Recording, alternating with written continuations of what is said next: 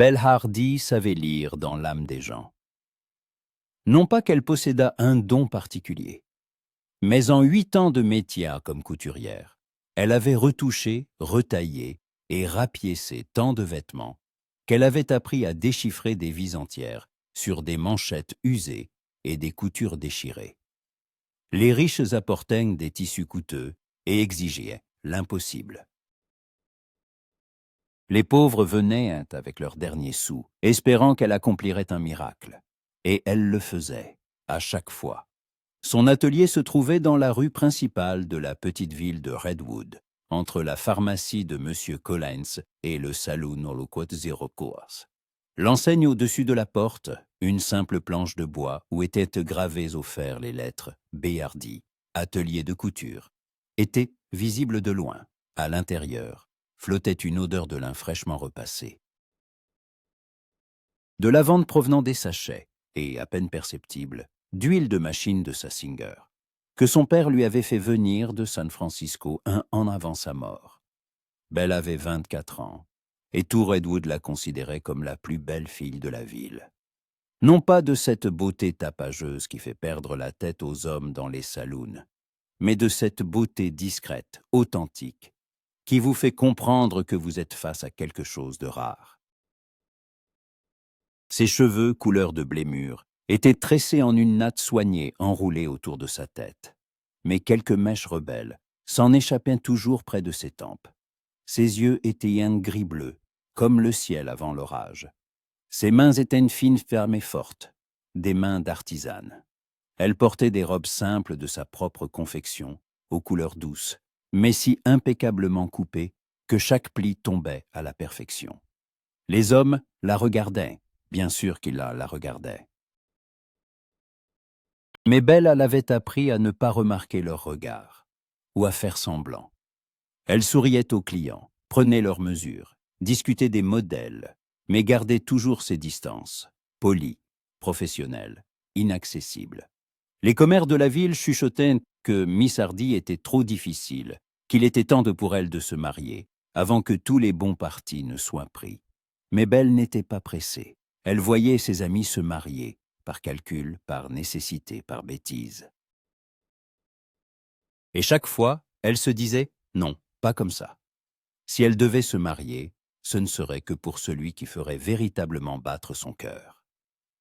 Ce jeudi-là, quand tout commença, elle était assise près de la fenêtre, en train de faire un ourlet pour Madame Winthrop, la femme du propriétaire de l'aciérie. Celle-ci avait commandé 3 nouvelles robes pour le bal d'automne et passait chaque jour demander si elles étaient prêtes. Belle avait appris la patience, mais Madame Winthrop la mettait à rude épreuve. Dehors, une silhouette passa, obscurcissant la lumière. Belle leva les yeux et le vit. Ethan Cross. Il s'arrêta devant la vitrine, comme s'il hésitait à entrer. Grand sec, il portait un gilet de cuir usé par-dessus une chemise bleue délavée. Son chapeau était tiré bas sur son front. Mais Belle savait ce qu'elle verrait s'il levait la tête.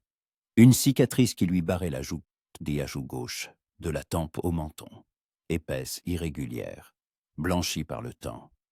On disait qu'il l'avait eue lors d'une bagarre au couteau, mais personne ne savait vraiment. Ethan lui-même n'en parlait jamais. Il travaillait au ranch des Thompson, à quelques milles à l'ouest de la ville. Il venait à Redwood 1 fois par semaine pour les provisions, le courrier, quelques broutilles, toujours seul. Toujours silencieux. Il saluait d'un signe de tête, payait et repartait. Pas de conversation, pas de sociabilité. Belle retourna à sa couture, mais du coin de l'œil. Elle le vit se décider enfin et pousser la porte. La clochette au-dessus de la porte tint. Ethan entra, retira son chapeau. Il le retirait toujours, elle l'avait remarqué. Et s'arrêta sur le seuil, comme s'il craignait de déranger. « Bonjour, monsieur Cross, dit Belle sans lever la tête. C'était toujours elle qui saluait la première. Si elle l'attendait, la conversation ne commencerait jamais. « Bonjour, Miss Hardy, répondit-il. Sa voix était basse, un peu rauque. Il parlait lentement, comme s'il pesait chaque mot. Belle posa son ouvrage et se leva. Elle le regarda droit dans les yeux. Comme à son habitude, Ethan regardait ailleurs. La table, le mur, ses propres mains. « Qu'est-ce que c'est cette fois-ci » demanda-t-elle. Et il sortit de sous son gilet un paquet de tissus, une chemise grise, la même qu'elle avait déjà réparée 2 fois. Il la déplia sur le comptoir, avec une précaution presque contrite. « Encore déchirée, dit-il. Je me suis accroché à un clou. Je comprends que vous en ayez assez, mais je n'en ai pas assez. » Le coupa Belle. Elle prit la chemise, l'examina à la lumière. La déchirure était sur l'épaule, 5 centimètres le long de la couture. Rien de compliqué. Vous pourrez la récupérer dans 2 jours. Bien sûr. Ethan ne la regardait toujours pas. Combien vous devrais-je ? 25 cents. Il hocha la tête, fouilla dans sa poche et sortit les pièces. Il les posa sur le comptoir, avec soin, sans toucher ses doigts. Belle remarqua que ses mains étaient rudes, calleuses, les ongles coupés courts. Des mains de travailleur, des mains honnêtes. « Merci, Miss Hardy, » dit-il en remettant son chapeau. Il était presque à la porte quand Belle l'interpella soudain. « Monsieur Cross !» Il se retourna, pas complètement, de 3/4, pour qu'elle ne voie que le côté intact de son visage. « Et si je vous cousais une nouvelle chemise ?» proposa Belle. Celle-ci a été rapiécée tant de fois qu'il y aura bientôt plus de pièces que de tissu. Ethan resta silencieux un instant, puis il secoua la tête. Celle-ci fera encore l'affaire. Mais, merci, Miss Hardy. Bonne journée. Il sortit. La clochette tinta de nouveau et l'atelier se vida. Belle resta là, regardant la porte fermée, ressentant une étrange irritation. Pourquoi s'accrochait-il avec tant d'obstination à cette vieille chemise? Elle l'avait déjà vue en porter d'autres en ville. Mais c'était toujours celle-ci, grise, usée, aux boutons délavés, qu'il rapportait à réparer. Elle déplia la chemise sur le comptoir. Le tissu était doux, usé par le temps et les lavages. Et sentait le savon propre avec une touche de fumée de bois, ou peut-être de foin. Belle passa ses doigts sur le tissu et pensa soudain. Et s'il ne voulait tout simplement pas dépenser d'argent pour une neuve? Les salaires au ranch n'étaient pas élevés. Peut-être l'économisait-il pour quelque chose. Ou envoyait-il de l'argent à quelqu'un? Elle apporta la chemise sur sa table de travail, l'étala, réfléchit à la meilleure façon de la recoudre. C'est alors que son regard tomba sur une ancienne pièce, celle qu'elle avait posée quelques mois plus tôt, sur le coude. À peine visible, soignée. Du fil gris sur du tissu gris, presque invisible. Belle réfléchit, puis elle sourit, pour elle-même, doucement. Elle sortit sa boîte de fils colorés. Elle en choisit un fin, bleu foncé, et elle se mit à broder. Un minuscule motif, pas plus grand que son ongle, une arabesque ou une étoile, ou simplement une volute, quelque chose de personnel, sa signature. Elle ne savait pas pourquoi elle faisait cela. Elle en avait simplement envie.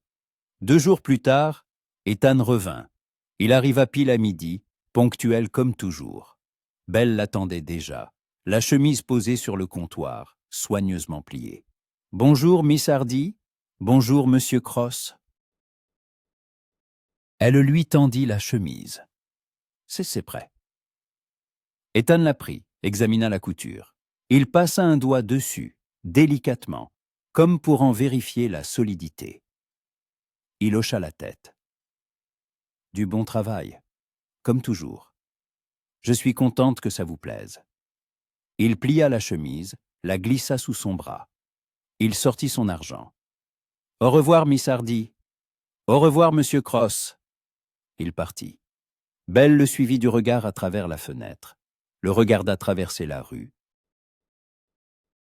monter à cheval et s'éloigner vers l'ouest, là où commençaient les pâturages. Et elle sourit. Il n'avait pas remarqué la broderie. Bien sûr que non. Elle l'avait si bien cachée qu'on ne pouvait le la voir sans la chercher. Mais elle savait qu'elle était là. Le soir, May Collins, la fille du pharmacien et la meilleure amie de Belle depuis l'enfance, passa à l'atelier. Rousse, couverte de taches de rousseur, bruyante. Tout le contraire de Belle. Elle entra comme une tornade, sans même dire bonjour, et s'affala sur une chaise près de la fenêtre. « Belle, je vais mourir d'ennui, » annonça-t-elle. « Mon père m'a forcé à trier des flacons par ordre alphabétique pendant 3 heures. »« Par ordre alphabétique, Belle !» Comme si je ne savais rien faire d'autre. Belle sourit, sans lever les yeux de sa couture. « C'est vrai que tu ne sais rien faire d'autre. Tu es cruel. Je suis réaliste. » Mais laissa échapper un grognement, mais sourit. Elle resta silencieuse un moment, puis demanda « Dis, c'est vrai que George Wilcox t'a encore envoyé des fleurs. » Belle grimaça. « C'est vrai, mais et qu'est-ce que tu lui as répondu? »« Rien.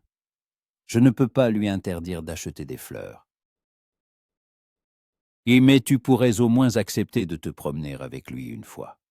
Le pauvre, il est au supplice. » Belle soupira. George Wilcox, le fils du banquier, 28 ans, beau et parfaitement conscient de l'être. Moustache soignée, costume de Boston, manière de dandy de la capitale. Il courtisait Belle depuis 6 mois, lui envoyant des fleurs, des chocolats, des billets doux. Toute la ville pensait qu'ils formaient un couple parfait. Tout le monde sauf Belle. Mais il ne m'intéresse pas. Pourquoi? Il est beau, riche, bien élevé? Justement. Belle leva les yeux. Il sait trop bien qu'il est tout ça, et il se comporte comme s'il me faisait une faveur en m'accordant son attention. Mais réfléchis. Bon, peut-être un peu, mais il t'aime sincèrement. Il aime l'idée qu'il se fait de moi. Belle retourna à sa couture.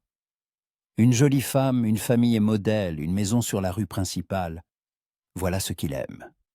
Mais soupira. Tu es trop sévère. Tous les hommes ne savent qu'à pas dire ce qu'ils ressentent, non? Mais tous savent donc le montrer. Et Georges montre qu'il veut une image, pas moi. Mais se tut. Puis, soudain, elle plissa les yeux d'un air malicieux. D'accord. Alors dis-moi qui t'intéresse. Belle ne répondit pas. Elle continua simplement de coudre. Belle. May se pencha en avant. Oh mon Dieu, il y a quelqu'un, je le vois. Tu as rougi. Et je n'ai pas rougi.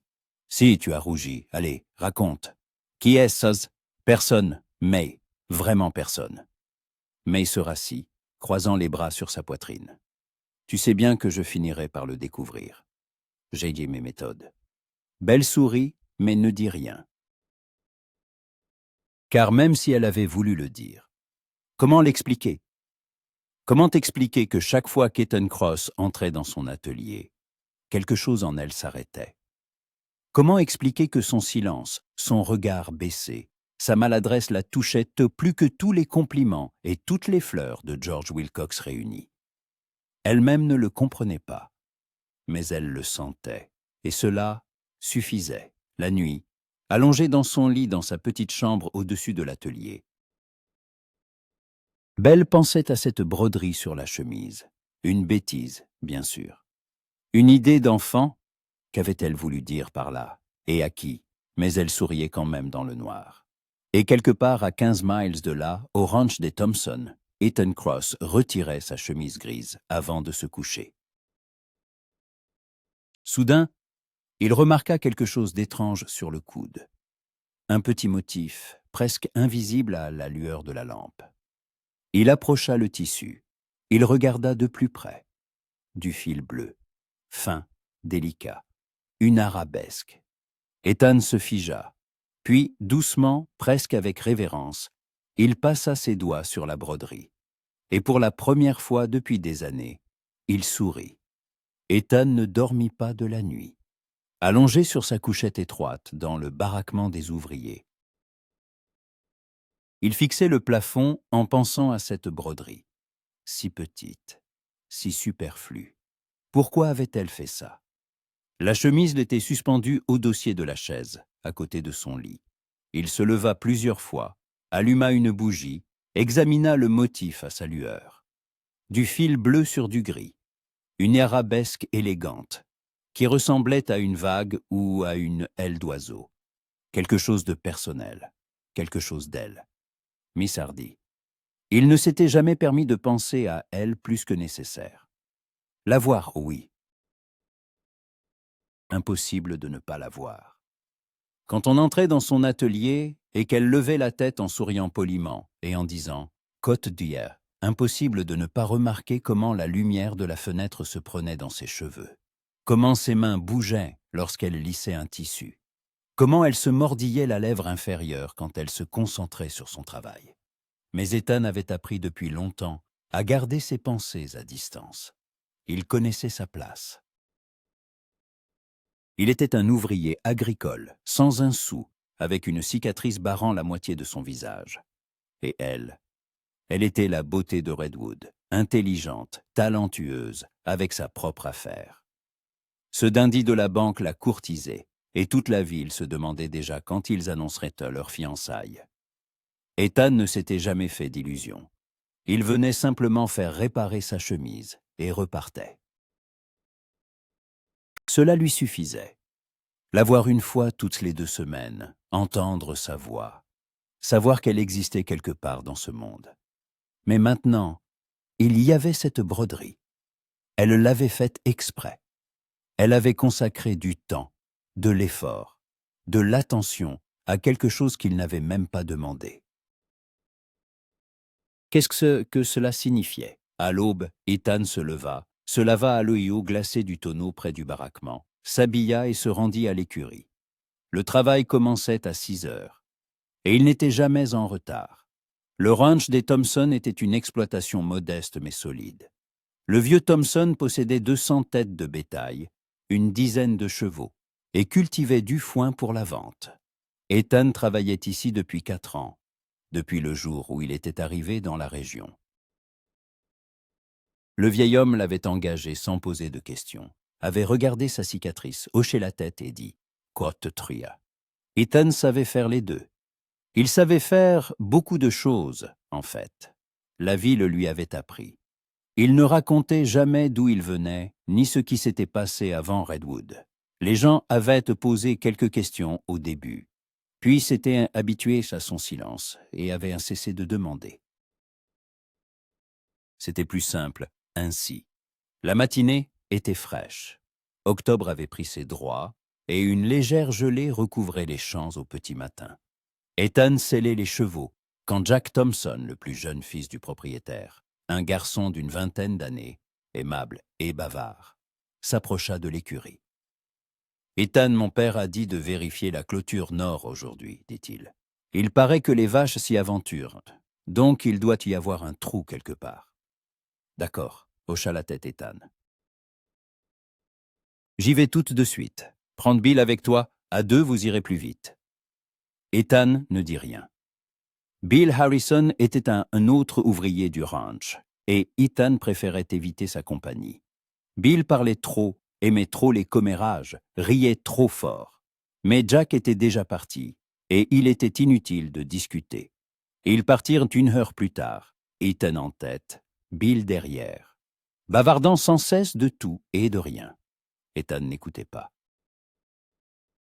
Il pensait à la chemise grise, au fil bleu, à ce qu'il dirait à Miss Hardy la prochaine fois qu'il irait à l'atelier.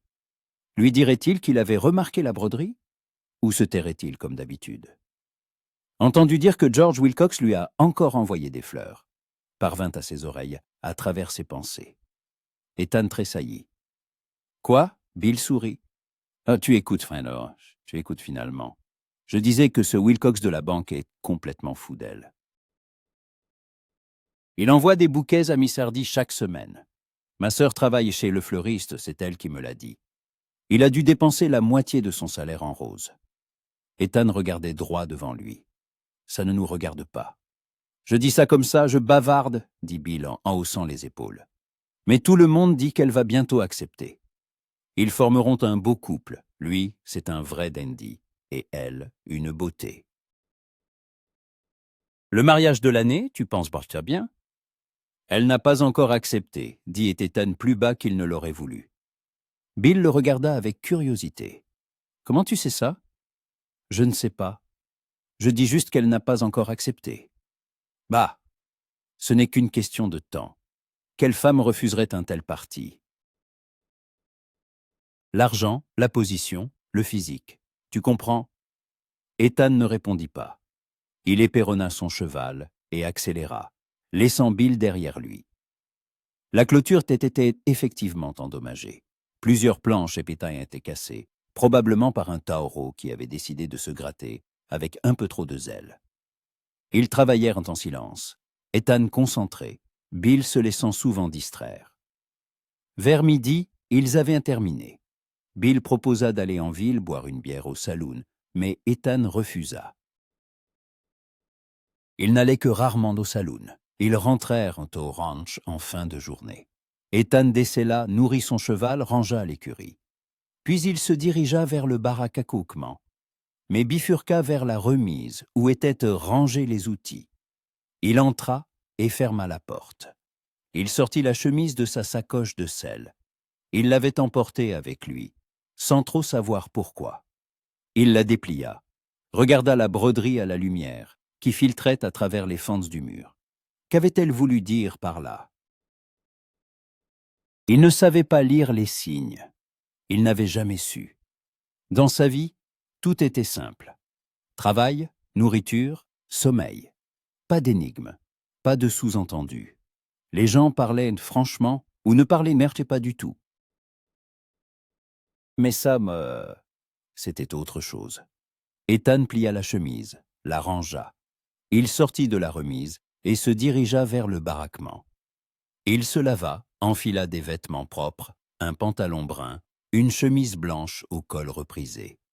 Il se regarda dans le petit miroir fêlé au-dessus du lavabo. La cicatrice lui renvoya son regard. Une ligne blanche et épaisse sur toute la moitié gauche de son visage. Un couteau 15 ans plus tôt, dans une ruelle de Saint-Louis. Une bagarre d'ivrogne dont il était lui-même responsable.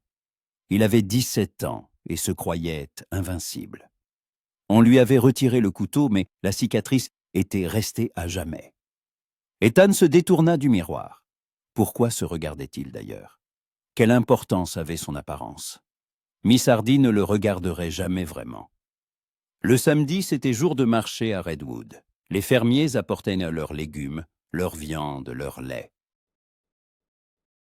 Des étals étaient installés sur la rue principale, et vers midi, la ville se transformait en une foire bruyante. Belle en profitait généralement pour acheter des tissus auprès des marchands ambulants, du fil, des rubans, des boutons, tout ce dont elle avait besoin pour son travail. Elle sortit de son atelier vers 10 heures, un panier en osier au bras. La journée était claire, presque chaude. Elle portait une robe vert clair à col montant et une veste noire, simple mais élégant. Ses cheveux, comme d'habitude, étaient tressés. La rue était bondée. Des enfants couraient entre les étals. Des femmes examinaient que les marchandises. Des hommes discutaient en petits groupes du temps et du prix du bétail. Belle marchait sans se presser, s'arrêtant chez les marchands qu'elle connaissait, choisissant, marchandant. « Miss Hardy » l'appela quelqu'un. Elle se retourna. George Wilcox se frayait un chemin vers elle, à travers la foule. Un large sourire aux lèvres. Costume-cravate. Chaussures cirées, chapeau de travers. Il avait l'air de se rendre à une réception chez le gouverneur plutôt qu'à son marché. « Monsieur Wilcox » salua Belle poliment. « Quelle heureuse rencontre !» dit-il en retirant son chapeau et en s'inclinant. « Vous êtes particulièrement ravissante aujourd'hui, si je puis me permettre. »« Merci » répondit Belle d'un ton neutre. « Permettez-moi de vous accompagner » dit Georges, sans attendre de réponse, en lui prenant le bras. Un jour comme celui-ci, un temps pareil, c'est un crime de se promener seul. Belle ne se dégagea pas. Elle continua simplement de marcher, sentant ses doigts se refermer sur son coude avec un peu trop d'assurance. « Avez-vous reçu mes fleurs ?» demanda Georges. « Oui, » répondit Belle, « mais je vous avais demandé de ne pas faire de dépenses. » Pour vous, aucune dépense n'est de trop, sourit-il. Vous savez, je voulais vous parler de quelque chose d'important. Belle ralentit le pas. De quoi? Georges s'arrêta et se tourna vers elle. Les gens s'agitaient autour d'eux, mais il ne semblait remarquer personne. Peul, dit-il en baissant la voix, devenant plus sérieux. Je vous courtise depuis 6 mois. Je pense que vous comprenez que mes sentiments sont sincères. Je souhaite vous faire une proposition. Le cœur de Belle se serra. Monsieur Wilcox, s'il vous plaît, écoutez-moi, dit-il en levant une main. Je sais que vous êtes une femme indépendante, que vous avez votre propre affaire. Je respecte cela, mais pensez à ce que je peux vous offrir. La stabilité, un foyer, une position dans la société. Vous pourrez abandonner votre atelier si vous le souhaitez, ou continuer à travailler, comme il vous plaira. Je ne suis pas de ces hommes qui interdisent à leurs femmes d'avoir une activité. Je suis un homme moderne. Belle le regardait et sentait une irritation monter en elle. Non pas qu'il soit mauvais, non. Georges n'était pas un mauvais homme. Éduqué, cultivé, aisé, n'importe quelle fille de la ville aurait accepté sans hésiter. Mais pas elle. Monsieur Wilcox, dit-elle doucement mais fermement. J'apprécie beaucoup votre attention, vraiment, mais je ne peux pas accepter votre proposition. Le sourire de Georges vacilla. Pourquoi? Parce que je ne vous aime pas. Elle le dit simplement, sans cruauté, mais avec honnêteté. Et vous ne m'aimez pas non plus. Vous aimez l'idée que vous vous faites de moi. Une jolie femme, une maîtresse de maison, un ornement pour votre vie. Mais ce n'est pas de l'amour, monsieur Wilcox. Georges fronça les sourcils. Vous vous trompez, Belle. Je suis vraiment... Vous ne savez pas quel livre je lis, le coupa-t-elle. Ce que j'aime manger au petit déjeuner. De quoi je rêve la nuit. Vous ne l'avez jamais demandé. Vous avez simplement décidé que je vous convenais et avez commencé votre cours. Mais ça ne marche pas comme ça. Georges se tut. Puis il se redressa, forçant un sourire.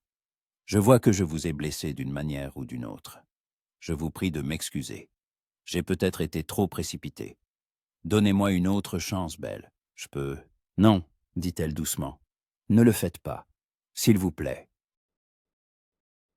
Elle se retourna et s'éloigna sans un regard en arrière. Son cœur battait la chamade. Ses mains tremblaient. Elle savait que les rumeurs allaient commencer à circuler. Miss Hardy a refusé George Wilcox en personne. Quelle orgueilleuse. Elle se croit trop bien pour lui. Mais elle s'en fichait.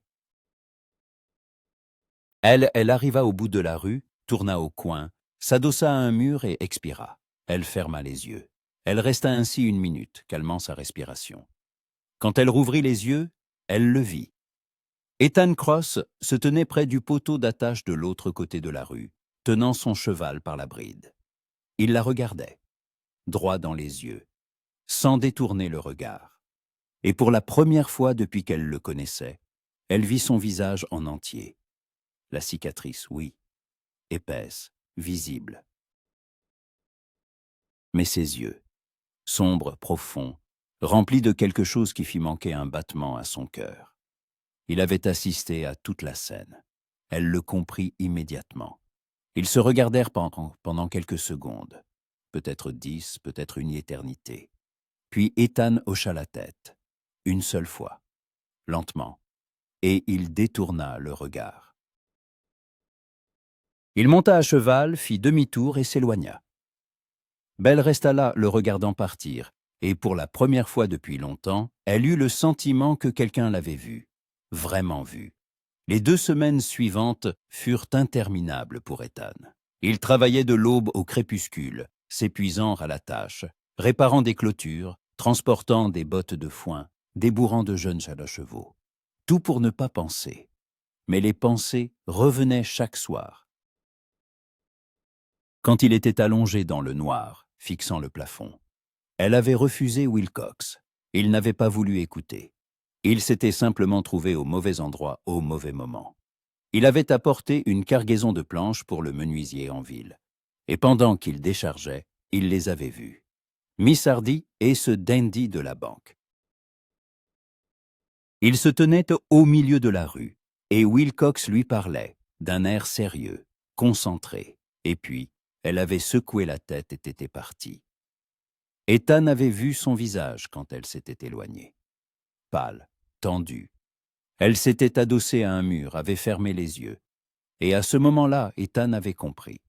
Ce n'était pas facile pour elle. Elle n'était pas du genre à prendre plaisir à refuser les gens. Elle avait simplement fait ce qu'elle devait faire. Puis elle y avait ouvert les yeux et l'avait regardé droit dans les yeux. Ethan s'était figé. D'habitude, ils se détournaient quand leurs regards se croisaient. Instinctivement, sans réfléchir. La cicatrice était toujours la première chose que les gens voyaient, et il avait l'habitude de la cacher. Mais à ce moment-là, quelque chose l'avait forcé à la regarder, à ne pas détourner les yeux, à la laisser le voir. Et elle l'avait regardé, pendant quelques secondes qui avaient semblé une éternité. Elle n'avait pas regardé la cicatrice, mais quelque chose de plus profond, en lui. Ethan ne comprenait pas ce qui s'était passé, mais quelque chose avait changé, quelque chose avait bougé. Il lui avait fait un signe de tête, ne sachant que faire d'autre, et était parti. Et pendant 2 semaines, il n'avait pas pu se sortir ça de la tête. Il ne portait plus la chemise grise. Il l'avait suspendue dans son armoire, soigneusement pliée, et ne la sortait que le soir pour regarder la broderie bleue. Il lui fallait une raison de retourner à l'atelier, mais il n'en avait pas. La chemise était intacte, la pièce tenait bon. Y aller sans raison était stupide. Que dirait-il? Pourquoi était-il venu? Mais à la fin de la 2e semaine, Ethan n'en pouvait plus. Le mardi matin, quand le vieux Thompson l'envoya en ville chercher des clous et de la corde, il décida de passer chez Miss Hardy, juste pour entrer, dire bonjour, demander si elle avait du travail pour lui, peut-être recoudre un bouton, ou autre chose. Il arriva à Redwood vers midi. Il laissa son cheval près de la pharmacie, acheta ce qui était sur sa liste, le rangea dans ses sacoches. Puis il resta là, à regarder l'enseigne de l'atelier de l'autre côté de la rue. Son cœur battait comme avant une bagarre. Stupide. Il avait 32 ans, ce n'était plus un gamin. Juste entrer et dire bonjour. Il traversa la rue, poussa la porte. La clochette tinta. Il n'y avait personne à l'intérieur. L'atelier était vide, silencieux. La machine à coudre était près de la fenêtre. Des morceaux de tissu étaient étalés sur la table. Quelqu'un avait commandé quelque chose de grand, apparemment. Ça sentait la lavande et le coton. « 1 minute !» cria une voix depuis l'arrière-boutique. Ethan s'arrêta au milieu de l'atelier, son chapeau à la main. Il attendit. La porte s'ouvrit et Miss Hardy entra. Elle tenait une bobine de ruban rouge, essayant de défaire un nœud, et ne leva pas la tête tout de suite. Puis elle le vit et se figea. « Monsieur Cross. »« Bonjour, Miss Hardy, » dit Ethan. Elle resta là, tenant toujours le ruban, et le regarda. Pas comme d'habitude, plus attentivement, plus longtemps. « Je ne vous attendais pas, » dit-elle enfin. « Vous avez un problème avec un vêtement ?»« Non, » répondit Ethan. Puis il se reprit. Pourquoi était-il venu, au juste? C'est-à-dire, j'ai un bouton à recoudre sur mon gilet. C'était vrai. Le bouton de son gilet en cuir pendait depuis 1 semaine. Il n'avait simplement pas pensé à le faire réparer. « Bien sûr, » dit Belle en posant le ruban et en s'approchant. « Montrez-moi. » Ethan déboutonna son gilet, commença à l'enlever. Ses doigts tremblaient, à peine, mais il le sentait. Bon sang! Qu'est-ce qui lui arrivait? Il avait enlevé ce gilet des centaines de fois. C'était un geste banal. Mais maintenant, ses mains ne lui obéissaient plus. Belle prit le gilet, examina le bouton. Le fil est usé. Je vais le recoudre. Ça ne prendra pas longtemps. Elle se dirigea vers la table, sortit une boîte de fils. Choisit la bonne couleur. Ethan resta là, la regardant travailler. Des gestes rapides, précis. L'aiguille dansait entre ses doigts.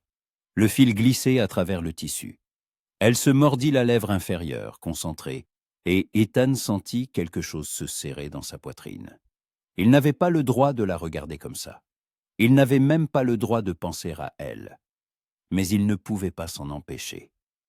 « Voilà, dit Belle en coupant le fil. » Elle leva la tête et lui tendit le gilet.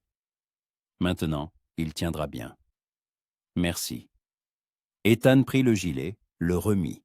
Il le boutonna. Puis, il sortit des pièces. « Combien je vous dois ?»« 10 cents. » Il posa l'argent sur la table. Leurs doigts ne se touchèrent donc pas, mais ils étaient si proches qu'Ethan sentit la chaleur de sa peau. « Merci, Miss Hardy, » répéta-t-il en se tournant pour sortir. « Monsieur Cross, » l'appela-t-elle. Il s'arrêta, se retourna. Belle se tenait près de la table, les mains jointes devant elle. Elle le regardait droit dans les yeux, son visage, sa cicatrice. « Avez-vous remarqué la broderie ?» demanda-t-elle doucement. Ethan se figea. Elle sait. Bien sûr qu'elle sait. Mais pourquoi demande-t-elle? Je l'ai remarqué, répondit-il. Sa voix était rauque. Il s'éclaircit la gorge. C'était très joli. J'ai juste pensé que cette chemise grise méritait quelque chose de spécial, dit Belle. Vous la portez si souvent. Elle est confortable, répondit Ethan. Et elle m'est chère. Pourquoi? La question resta en suspens. Ethan ne savait pas quoi répondre. Parce que c'était la seule chose que je peux apporter ici, parce qu'elle me donne une raison de vous voir. Elle m'est juste chère, dit-il finalement. Belle hocha lentement la tête, puis elle sourit, à peine, juste du coin des lèvres. Si vous avez besoin de faire réparer autre chose, Monsieur Cross, n'hésitez pas. Je serai toujours ravi de vous aider. Ethan la regarda encore une seconde, puis il hocha la tête, mit son chapeau et sortit. Dehors, il s'arrêta, s'adossa au mur, expira. Son cœur battait comme s'il avait couru 1 mile. Ses mains tremblaient encore. Elle avait demandé pour la broderie. Elle savait qu'il l'avait remarqué. Et elle avait souri. Ethan ferma les yeux, resta ainsi 1 minute. Puis il se redressa et se dirigea vers son cheval. Il ne comprenait pas ce qui se passait, mais il sentait que quelque chose avait commencé. Quelque chose qu'il ne pourrait pas arrêter,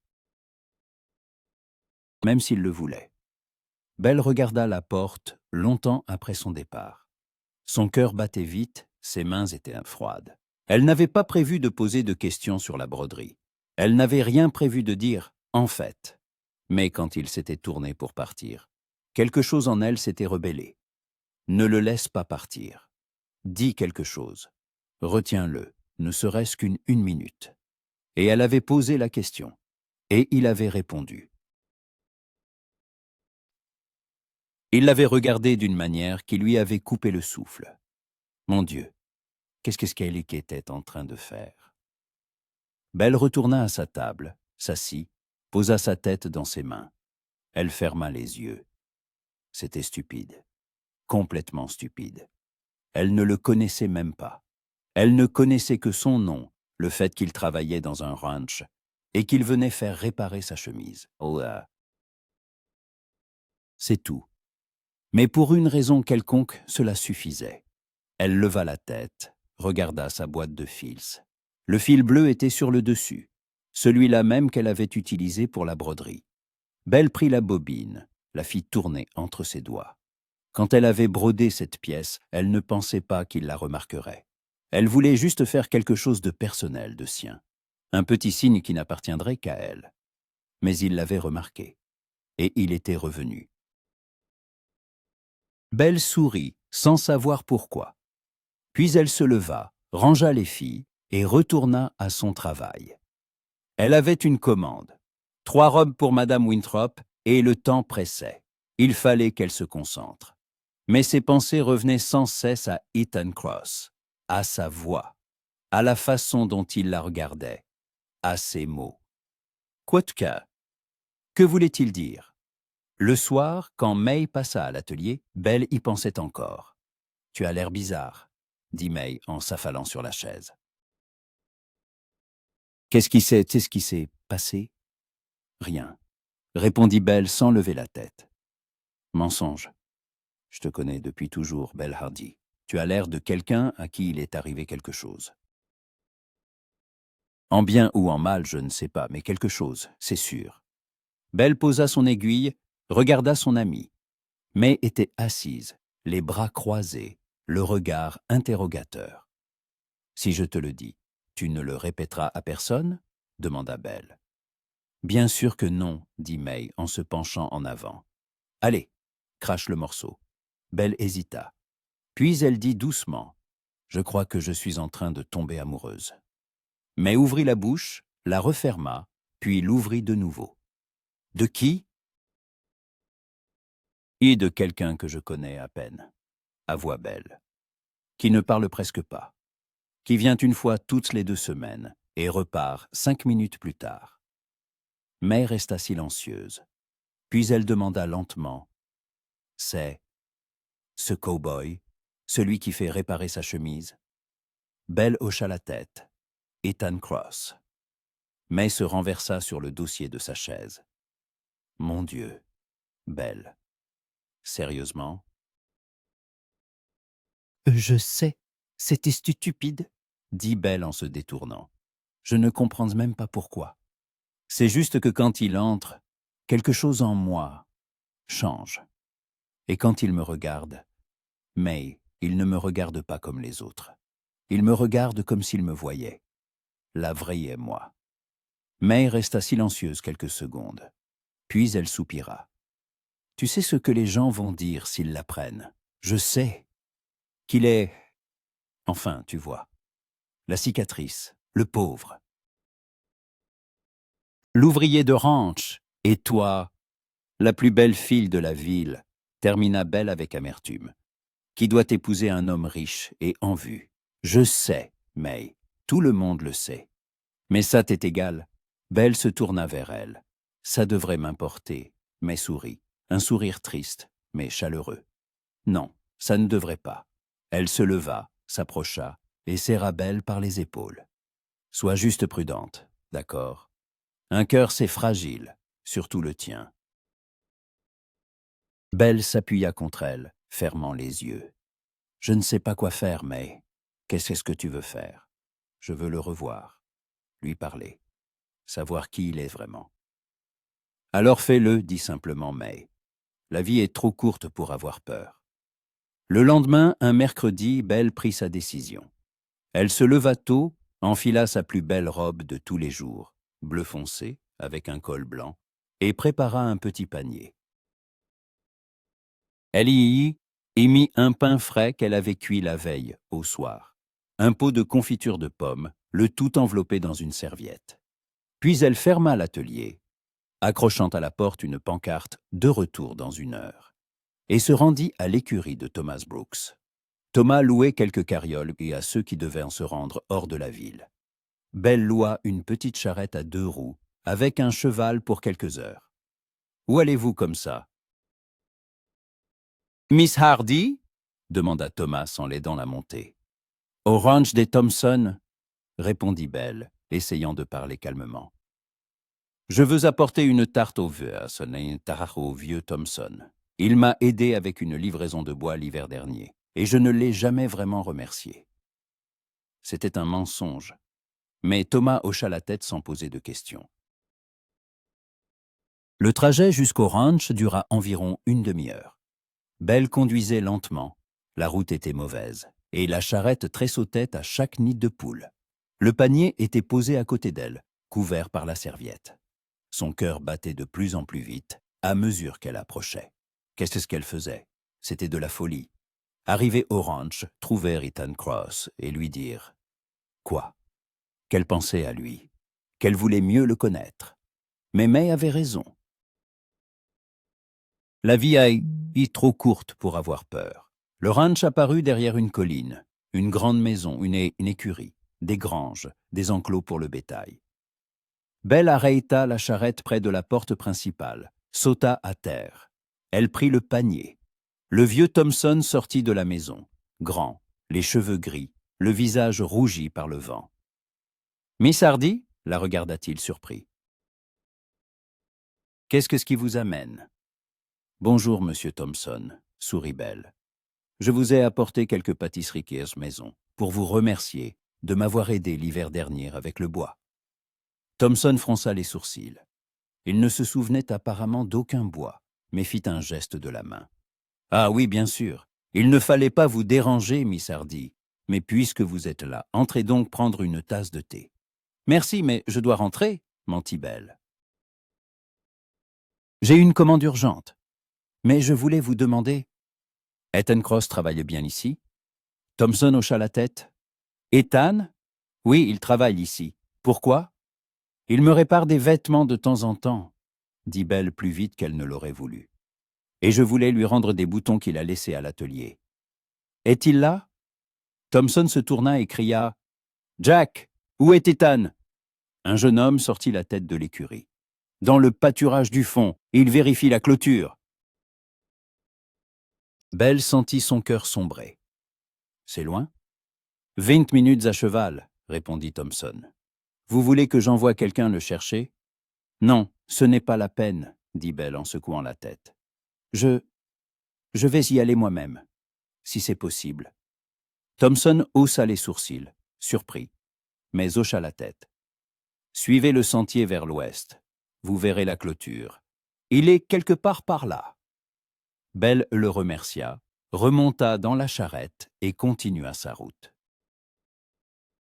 Les 20 minutes sur le sentier caouteux lui parurent une éternité. Mais enfin, elle vit la clôture, une longue ligne de planches qui s'étendait le long de la colline, et la silhouette d'un homme, penché sur une section cassée. Éteint. Belle arrêta le cheval, sauta à terre. Elle prit le panier. Elle marcha vers lui. Il entendit ses pas, se retourna et se figea en la voyant. « Miss Hardy » souffla-t-il. Belle s'arrêta à quelques pas de lui, tenant le panier à deux mains. « Bonjour, monsieur Cross, » dit-elle. Sa voix tremblait. « J'ai pensé que vous auriez peut-être besoin d'un déjeuner. » Ethan la regardait, n'en croyant pas ses yeux. « Vous êtes venu jusqu'ici ?»« Je suis venu, » hocha la tête Belle. « Je voulais vous voir. » Silence. Seul le vent bruissait dans l'herbe. Puis Ethan se redressa lentement, posa son marteau. Puis, pourquoi ? Demanda-t-il doucement. Belle leva la tête, le regarda dans les yeux. Parce que je veux vous connaître, Ethan Cross, vraiment. Ethan ne pouvait plus bouger. Il se tenait au milieu du champ, un marteau à la main, et regardait Belle Hardy, qui se tenait devant lui avec un panier rempli de nourriture, et disait qu'elle voulait le connaître. Cela ne pouvait pas être vrai. Des choses comme ça n'arrivaient pas à des gens comme lui. Oh, Miss Hardy commença-t-il, mais elle le leva la main pour l'arrêter. « Belle, dit-elle. S'il vous plaît, appelez-moi Belle. » Ethan déglutit. Sa bouche était sèche. « Belle, » répéta-t-il. Et son nom dans sa bouche sonnait étrange, trop intime. « Je ne comprends pas. Pourquoi voudriez-vous me connaître ?» Elle posa le panier dans l'herbe, se redressa. Le vent jouait dans ses cheveux, arrachant des mèches de sa natte. Ses joues étaient rouges. À cause du trajet ou de l'émotion, Ethan ne pouvait le dire. « Parce que chaque fois que vous entrez dans mon atelier, dit-elle doucement, je ressens quelque chose que je ne ressens avec personne d'autre. Et je ne peux pas l'expliquer, et je ne sais pas si c'était bien, mais je suis fatigué de faire comme si ça n'existait pas. » Ethan se tut. Son cœur battait si fort qu'il lui semblait qu'elle devait l'entendre. « Vous, » commença-t-il, puis il se reprit. « Vous savez qui je suis. Un ouvrier de ranch, sans avenir, sans argent, sans quoi ?» Le coupa-t-elle, sans un joli visage. Vous pensez que c'est important? Ethan toucha sa cicatrice instinctivement, passant ses doigts sur la ligne rugueuse de sa joue. Je sais à quoi je ressemble. Et à quoi ressemblez-vous? Belle fit un pas vers lui. Je vois un homme qui travaille honnêtement, qui est respectueux et calme, qui prend soin d'une vieille chemise parce qu'elle signifie quelque chose pour lui. Je vois un homme qui ne me regarde pas comme une image, mais comme une personne vivante. Elle marqua une pause, puis ajouta tout bas. Je vois un homme auquel je pense tous les jours. Ethan sentit ses jambes flageoler. Il s'assit directement dans l'herbe, incapable de rester debout. Belle s'assit à côté de lui, pas trop près, laissant une distance entre eux. « Vous ne devriez pas dire ça, » souffla Ethan. « Les gens vont parler. De vous. Ils diront que vous... » Quoi? La voix de Belle avait une note d'acier. Que je me suis rabaissé. Que j'ai choisi le mauvais homme? Qu'il parle? Ça m'est égal. Ça ne vous est pas égal, objecta Ethan. Vous vivez dans cette ville. Vous avez une réputation, une affaire. Je ne peux pas vous laisser risquer tout ça pour... Pourquoi? Elle se tourna vers lui. Pour ce que je ressens. Ethan, j'ai 24 ans et j'ai toujours fait ce qu'on attendait de moi. J'ai été une bonne fille, une couturière exemplaire. J'ai souri aux bonnes personnes. J'ai refusé ceux qui ne correspondaient pas aux critères de la ville. Et qu'est-ce que c'est ce que ça m'a apporté? La solitude, le vide. Je ne veux plus vivre comme ça. Ethan la regardait, et quelque chose en lui se brisait et se reconstruisait en même temps. « Belle, dit-il lentement, je ne sais pas parler avec élégance. Je ne sais pas courtiser. Je ne sais même pas comment on fait. Tout ce que je sais faire, c'est travailler et me taire. Tu mérites mieux. » « Je mérite quelqu'un qui fait battre mon cœur plus vite, » répondit-elle simplement. « Et tu le fais. » Le silence s'installa entre eux, ni lourd, ni gênant. Juste un silence rempli de non-dits. Puis Belle se pencha vers le panier, l'ouvrit. « J'ai fait du pain, dit-elle en sortant une miche enveloppée dans une serviette. Et j'ai apporté de la confiture. J'ai pensé que tu avais peut-être faim. » Ethan regarda le pain, ses mains, son visage. « Y es-tu à? Fais tout ce chemin pour m'apporter à manger? » « Oui, » hocha la tête Belle. « Et pour te dire la vérité. » Ethan prit le morceau de pain qu'elle lui tendait. Chaud, frais, il sentait la maison. Il en prit une bouchée, et le goût lui parut être la meilleure chose qu'il ait jamais mangée. Pas parce que le pain était exceptionnel, simplement parce qu'elle l'avait fait pour lui. Ils mangèrent en silence. Belle était assise dans l'herbe, les jambes repliées, et regardait l'horizon. Ethan la regardait en cachette, n'arrivant pas à croire que cela se produisait réellement. « Parle-moi de toi, dit-elle enfin. D'où viens-tu? Comment en es-tu arrivé ici? » Ethan hésita.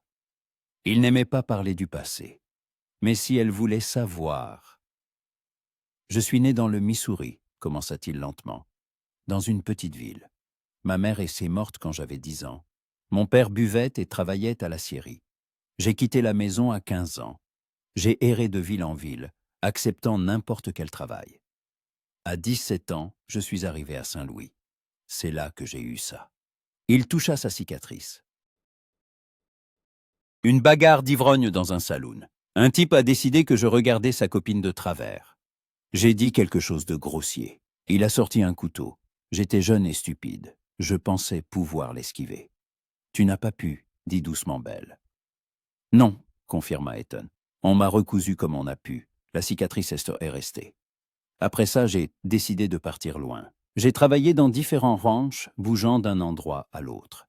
Il y a 4 ans, je suis arrivé à Redwood. Le vieux Thompson m'a donné du travail sans poser de questions. Et je suis resté. « Tu as quelqu'un » demanda Belle. « De la famille? Des amis ?» Ethan secoua la tête. « Personne. Juste le travail. » Belle le regarda longuement. « C'est solitaire. On s'y habitue. »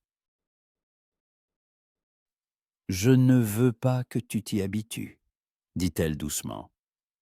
Ethan se tourna vers elle, croisa son regard. Ses yeux gris-bleu le regardaient droit, sans peur, sans pitié. Il regardait simplement et voyait. « Pourquoi es-tu si gentille avec moi ?» demanda-t-il d'une voix rauque. « Parce que je vois en toi ce que les autres ne voient pas, » répondit Belle. « De la bonté, de la force, de l'honnêteté, et autre chose, quelque chose qui résonne en moi. » Ethan ne sut que répondre. Les mots restaient coincés dans sa gorge. Il s'était tu toute sa vie, car les mots lui semblaient inutiles. Mais maintenant, il voulait dire tant de choses qu'il ne savait par où commencer.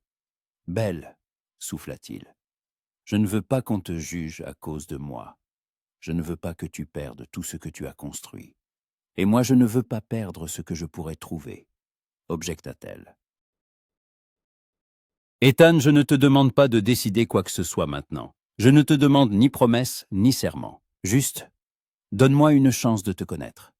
Et donne-toi une chance de me connaître. Voyons ce que ça donne. » Ethan resta silencieux un long moment. Puis il hocha lentement la tête. « D'accord, dit-il. Mais si à un moment donné tu réalises que c'est une erreur, alors ce sera mon erreur le coupable. Et mon choix. » Elle tendit la main. Ethan la regarda, petite, délicate, aux doigts fins.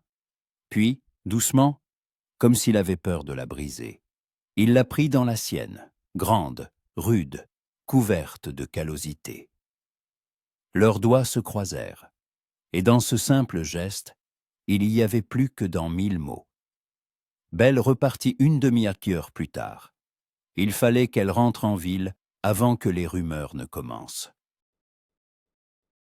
Ethan l'aida à remonter dans la charrette, resta là à la regarder partir.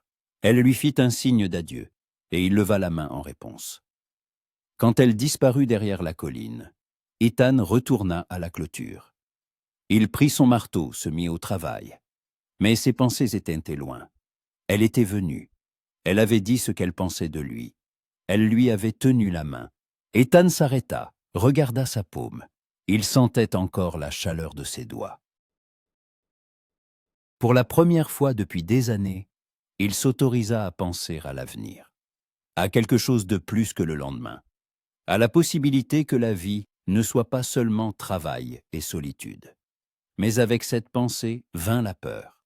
Et s'il n'était pas assez bien? Et si elle réalisait qu'elle s'était trompée?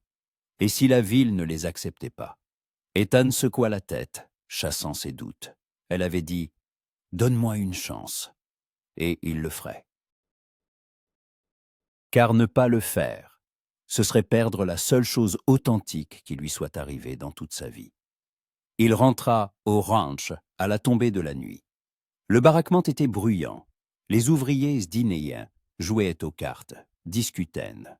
Ethan se dirigea en silence vers sa couchette, s'assit, retira ses bottes. « Hé, Ethan !»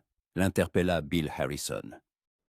« J'ai entendu dire qu'une demoiselle était venue te voir aujourd'hui. » Ethan se figea. « Quoi, son osmaï ?»« Quoi? Ouais, » sourit Bill. « C'est Jack qui l'a vue. Il dit que Miss Hardy de la ville y est passée. Elle te cherchait. Alors, tu as une romance secrète ?» Les autres ouvriers ricanèrent. Ethan serra les mâchoires. « Elle m'a rapporté quelque chose que j'avais oublié à l'atelier, » dit-il d'un ton neutre. « Rien de plus. »« Ouais, bien sûr, » fit Bill avec un clin d'œil. « Une si jolie fille qui vient jusqu'au ranch pour rendre un objet. Ethan, tu nous caches des choses. »« Taille-toi, Bill » dit Ethan doucement. Mais sa voix était menaçante. Bill leva les mains en signe de paix. « Hé, ne te fâche pas. Je plaisante. Mais honnêtement, je ne vois pas ce que Miss Hardy ferait avec un type comme toi. C'est la plus belle fille de la ville. Elle a une file de prétendants. Et toi... » Il ne termina pas sa phrase. Ethan se leva, fit un pas vers lui. Bill se tut, recula. « Si je t'entends encore parler d'elle, dit Ethan lentement, je te casse la mâchoire. Compris ?» Bill hocha la tête, blêmissant. Les autres ouvriers se turent, regardant Ethan avec surprise.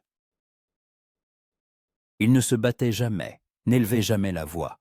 Mais maintenant, quelque chose de dangereux brillait dans ses yeux. Ethan se retourna et sortit du baraquement. Il fit les 100 pas dans la cour pour se calmer.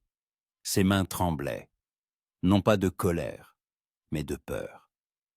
Voilà, ça commençait. Les rumeurs, les moqueries, les regards de travers. Et ce n'était que le début. Que se passerait-il quand toute la ville serait au courant? Il s'arrêta près de la clôture, regarda vers l'ouest, là où Redwood se trouvait derrière les collines. Où Belle était probablement assise dans son atelier, en train de coudre. Pensait-elle à lui? Ou regrettait-elle déjà ce qu'elle avait dit? Ethan ferma les yeux, expira. Non, elle ne regrettait pas.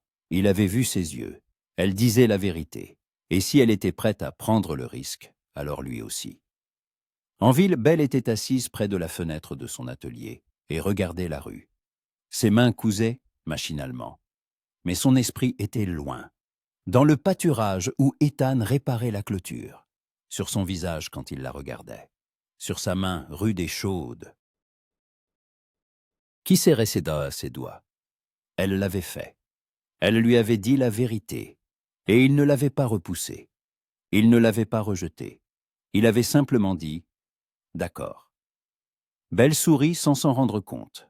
La porte de l'atelier s'ouvrit. Madame Winthrop, la femme du propriétaire de la scierie, entra, accompagnée de 2 de ses amies, Madame Palmer et Madame Foster. Toutes 3 étaient les plus grandes commères de la ville. « Bonsoir, Miss Hardy », dit Madame Winthrop avec un sourire trop large. « Je viens chercher mes robes. Sont-elles prêtes ?»« Elles sont prêtes », hocha la tête Belle en posant son ouvrage. Elle sortit du placard 3 robes soigneusement emballées et les posa sur la table. Madame Winthrop commença à essayer, tandis que ses 2 amies se tenaient à côté, chuchotant. Belle sentait leurs regards, jugeurs, curieux. « Miss Hardy », dit Madame Palmer, alors que Madame Winthrop avait disparu derrière le paravent. « Est-il vrai que vous êtes allée au ranch des Thompson aujourd'hui ?» Belle se figea un instant. Puis elle répondit calmement, « C'est vrai, je suis allée rendre quelque chose. »« À qui donc ?» Madame Foster se pencha en avant, les yeux brillants de curiosité. « À l'un des ouvriers ?» dit Belle d'un ton neutre. « Il avait oublié des boutons chez moi. »« Ah !» fit Madame Palmer, « ce cow-boy. »« Comment s'appelle-t-il ?»« Cross ?»« Ethan Cross ?» confirma Belle sans baisser les yeux. Les femmes échangèrent un regard. « Ma chère ?» dit Madame Winthrop en sortant de derrière le paravent dans sa nouvelle robe. « Ne trouvez-vous pas que c'est quelque peu déplacé? Aller seule dans un ranch à la recherche d'un ouvrier? Pourquoi déplacé ?» Belle se tourna vers elle. « Je lui ai rendu ses affaires. Il n'y a rien de répréhensible à cela. » Et bien sûr, s'empressa d'acquiescer Madame Winthrop. C'est juste que les gens pourraient mal interpréter. Vous savez comme ils aiment Patiade bavarder. « Qu'il bavarde ?»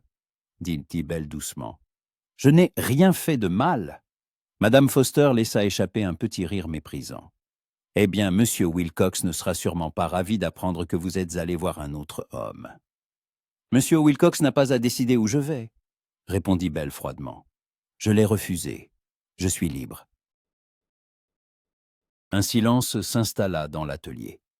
Les 3 femmes regardaient Belle avec stupéfaction.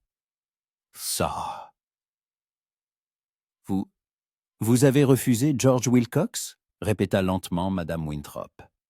« Oui, » confirma Belle, « et je vous prierai de ne plus discuter de ma vie privée. »« La robe vous va bien, Madame Winthrop. » La femme hocha la tête en silence.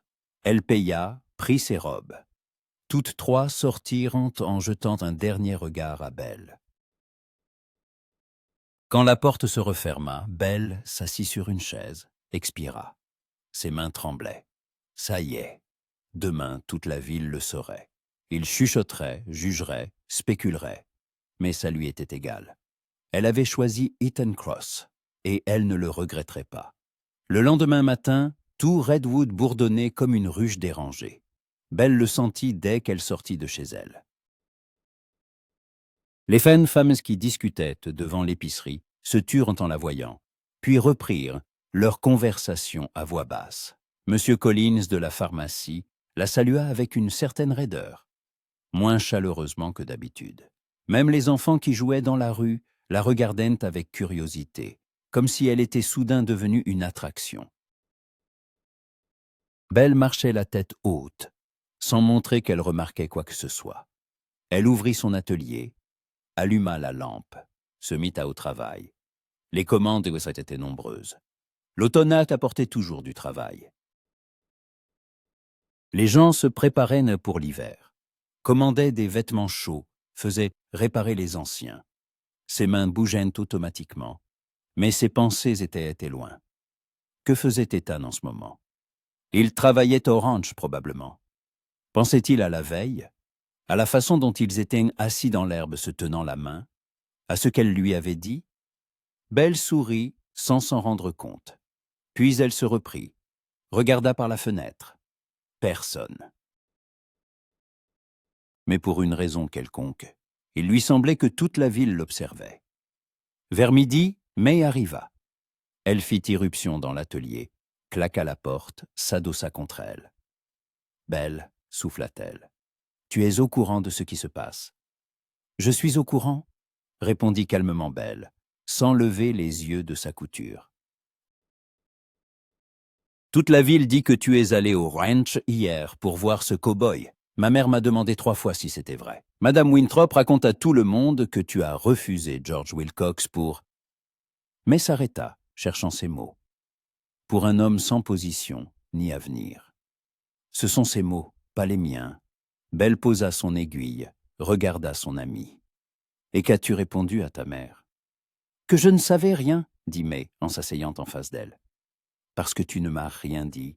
Belle, que se passe-t-il? Tu es vraiment allé le voir? Oui, hocha la tête, Belle. Je voulais lui parler. De quoi? De ce que je ressens. Mais se figea. Et il... Belle marqua une pause, cherchant ses mots. Il a dit qu'il me donnerait une chance de le connaître, et qu'il se donnerait une chance de me connaître. Mais se renversa sur le dossier de sa chaise. Mon Dieu, Belle, tu es sérieuse? Tout à fait. Tu te rends compte de ce dans quoi tu t'engages. Les gens ne l'accepteront pas. Ils te jugeront, te condamneront. Ta réputation. Ma réputation, coupa Belle, s'est construite sur le fait que j'ai toujours fait ce qu'on attendait de moi. J'ai souri, j'ai hoché la tête, j'ai été une bonne fille. Et qu'est-ce que ça m'a apporté, May? La solitude, le vide. Je suis fatigué de vivre pour les autres.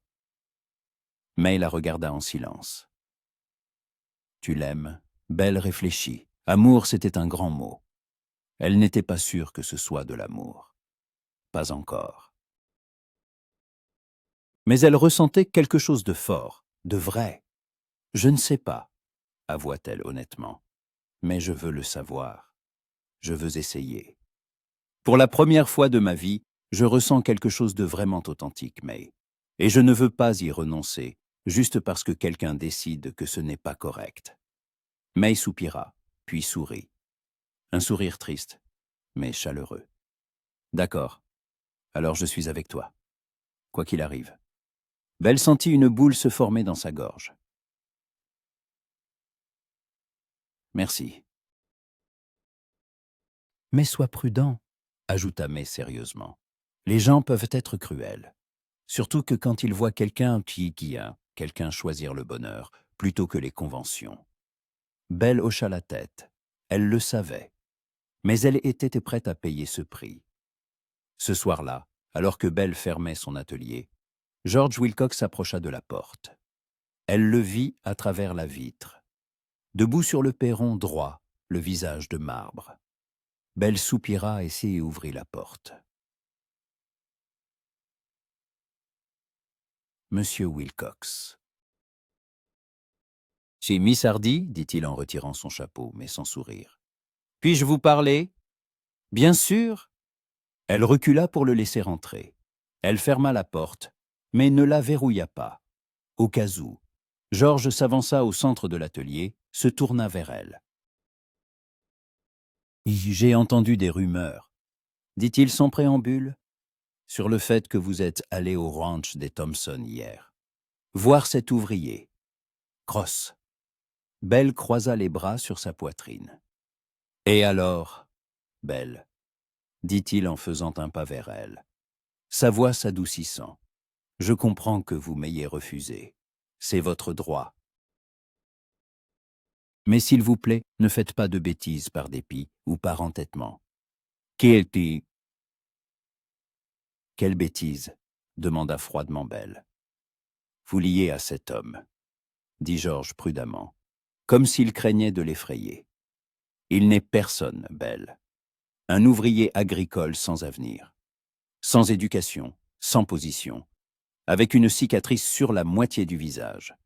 Qu'est-ce que vous lui trouvez ? » « Ce que je n'ai pas trouvé en vous, » répondit Belle doucement mais fermement, la sincérité. L'humilité. Il ne me regarde pas comme un trophée, mais comme une personne. Georges grimaça, comme si elle l'avait frappé. « Je vous ai toujours traité avec respect. »« Avec respect et pour l'idée que vous vous faites de moi, » objecta Belle. « Vous n'êtes pas amoureux de moi, Georges. Vous êtes amoureux d'une image, une jolie femme, une famille modèle, une maison dont tout le monde parlera. Mais vous ne me connaissez pas, vous n'avez jamais essayé. » C'est injuste ? La voix de Georges se durcit. « Je vous ai courtisé pendant 6 mois. Je vous ai envoyé des fleurs, fait des compliments. Et vous ne m'avez jamais demandé ce que j'aime. » Le coupa Belle. « Quel livre je lis ? De quoi je rêve ? Vous avez simplement décidé que je convenais, et vous êtes passé à l'action. Comme pour une transaction, Georges. Comme à la banque. Mais je ne suis pas une transaction. » Georges se tut. Puis il expira, passa une main dans ses cheveux. « Bon, d'accord. Admettons que vous ayez raison. Mais que peut vous offrir ce Cross ? La misère ? Une vie dans un ranch à laver et cuisiner pour les ouvriers ? Êtes-vous prête à échanger tout ce que vous avez contre ça ? Je ne sais pas ce qui va se passer, avoua Belle. Mais je suis prête à le découvrir. Parce qu'avec lui, je me sens vivante. Avec vous, je me serais sentie comme dans une jolie cage. » Georges serra les mâchoires. Il remit son chapeau. « Vous le regretterez, » dit-il froidement. « Quand toute la ville se détournera de vous, quand les clients cesseront de venir, quand vous comprendrez que vous avez choisi le mauvais. Vous le regretterez, Belle. » Il sortit en claquant la porte. Belle resta au milieu de l'atelier, écoutant ses pas s'éloigner. Ses mains tremblaient, non pas de peur, mais de colère. Comment osait-il lui dire ce qu'elle regretterait ? Comment osait-il décider pour elle ? Elle s'approcha de la fenêtre, regarda la rue. La nuit tombait. Les lanternes s'allumaient une à une, et une à taille. Quelque part hors de la ville, au ranch, Ethan devait être en train de finir son travail. Pensait-il à elle ? Belle ferma les yeux, appuya son front contre la vitre froide. Et si Georges avait raison ? Et si elle était vraiment en train de tout perdre pour un homme qu'elle connaissait à peine ? Mais ensuite, elle se souvint du regard d'Ethan la veille, de la façon dont il lui avait tenu la main, de ses mots, disant qu'elle méritait mieux. Et elle comprit, elle ne perdait rien. Elle était en train de trouver. Au ranch, Ethan était assis sur le perron du baraquement et regardait les étoiles. Les autres ouvriers dormaient déjà, mais ils n'y parvenaient pas. Ses pensées le tourmentaient. Cet après-midi, le vieux Thompson l'avait fait appeler. Ethan était venu, se demandant de quoi il s'agissait. Thompson était assis dans un fauteuil sur la véranda, fumant sa pipe. « Ethan, » dit-il sans le regarder, « j'ai entendu dire que tu as eu de la visite hier. » Ethan se tendit. « Oui, monsieur. »« Miss Hardy de la ville, » continua Thompson. « Une jolie fille, convenable. Que te voulait-elle » Ethan hésita, cherchant ses mots. Elle répare mes vêtements, monsieur. Elle m'a rapporté quelque chose. Thompson le regarda enfin, d'un regard long, scrutateur. Ethan, je ne me mêle pas des affaires des autres. Mais je vais te dire une chose. Si tu t'es lié à cette fille, sois prêt à en assumer les conséquences. La ville est petite. Les gens parlent. Et ils ne sont pas toujours tendres avec ceux qui sortent du rang. Je sais, monsieur. Tu es un bon ouvrier, dit Thompson en tirant sur sa pipe. Honnête, fiable. Mais si cette histoire nuit à mon ranch, si les gens commencent à refuser de faire affaire avec moi à cause de toi. Tu comprends ce que je veux dire? Ethan hocha la tête. Je comprends. S'il le faut, je partirai. Je ne veux pas vous causer de problème. Thompson se tut. Puis, de manière inattendue, il sourit. Ne te presse pas de démissionner. Garde juste les yeux ouverts. Et prends soin de cette fille, si elle en vaut la peine. Elle en vaut la peine, monsieur, dit Ethan doucement. Thompson hocha la tête et le congédia. Maintenant, Ethan était assis sous les étoiles et pensait à cette conversation. Thompson avait raison. Si sa relation avec Belle devenait connue, et elle l'était déjà, apparemment, il y aurait des conséquences. Pour elle, pour lui, peut-être même pour le ranch. Ethan n'avait pas peur pour lui-même. Il était habitué aux difficultés, au fait que les gens se détournent. Mais Belle, elle était différente. Elle avait une réputation, une affaire, une vie dans cette ville. Elle pouvait tout perdre. Et tout ça à cause de lui. Peut-être devrait-il reculer? Lui dire que c'était qu'une erreur? Qu'il ne valait pas qu'elle prenne de tels risques? Mais il se souvint de ces mots. Quote, elle savait dans quoi elle s'engageait. Elle avait fait un choix. Et s'il reculait maintenant, il trahirait sa confiance. Il trahirait ce qu'il y avait entre eux. Ethan se leva, entra dans le baraquement. Il s'approcha de sa couchette, sortit la chemise grise de sous son oreiller. Il la déplia, regarda la broderie bleue à la lueur de la lune qui filtrait par la fenêtre. Un petit signe, son signe. Il plia soigneusement la chemise, la rangea. Demain, il irait en ville. Il la trouverait. Il lui dirait qu'il était prêt à aller de l'avant. Quoi qu'il arrive. Le vendredi matin, Belle fut réveillée par des coups à la porte. Elle descendit de sa chambre au-dessus de l'atelier, un châle sur les épaules, et ouvrit. Sur le seuil se tenait un garçon d'une dizaine d'années, le fils du quincaillier. « Miss Hardy, dit-il, essoufflé, c'est une lettre pour vous. Un homme me l'a donnée. Il a dit de vous la remettre et en main propre. » Il lui tendit un papier plié. Belle le prit, donna une pièce au garçon. Il s'enfuit en courant. Elle ferma la porte, déplia la lettre. L'écriture était malhabile, les lettres grandes, mais les mots étaient clairs. Quote 7. Belle lut la lettre 2 fois. Puis elle la serra contre sa poitrine, fermant les yeux. Il viendrait demain. Elle l'attendrait. Le samedi fut une journée claire et fraîche. Belle se leva tôt, se lava, enfila sa plus belle robe, d'un bordeaux profond, avec un col en dentelle. Elle tressa ses cheveux plus soigneusement que d'habitude, les fixa avec des épingles. Elle se regarda dans le miroir. Elle avait l'air calme, mais son cœur battait à tout rompre. Elle ouvrit l'atelier à 9 heures. Elle s'assit près de la fenêtre, prit un ouvrage. Ses mains cousaient automatiquement. Ses yeux surveillaient la rue. Les gens passaient, jetant des regards curieux. Certains ralentissaient, jetaient un œil par la fenêtre. Belle n'y prêtait pas attention. Midi, 1 heure, 2 heures. Belle commença à s'inquiéter. Avait-il changé d'avis? Lui était-il arrivé quelque chose? Et puis, elle le vit. Ethan descendait la rue principale sur son cheval bay, lentement, calmement. Il portait une chemise blanche propre, une pantalon sombre, un gilet. Il tenait son chapeau à la main. Ses cheveux étaient peignés. Son visage était fraîchement rasé, partout sauf sur la cicatrice. La cicatrice était clairement visible, une ligne blanche barrant sa joue. Il ne se cachait pas. Il ne la dissimulait pas. Il avançait la tête haute, à la vue de tous. Les gens s'arrêtaient, le regardaient, chuchotaient, le montraient du doigt. Belle vit Madame Winthrop et ses amis se figer près de la boutique, regardant Ethan avec une curiosité non dissimulée. Ethan arrêta son cheval devant l'atelier. Il descendit, l'attacha au poteau, puis il se tourna vers la porte. Belle se leva, s'approcha, ouvrit. Ils se regardèrent sur le seuil. « Bonjour, Belle, dit Ethan doucement. « Bonjour, Ethan, répondit-elle en souriant. Il entra. Il referma la porte derrière lui. Et tout Redwood regardait.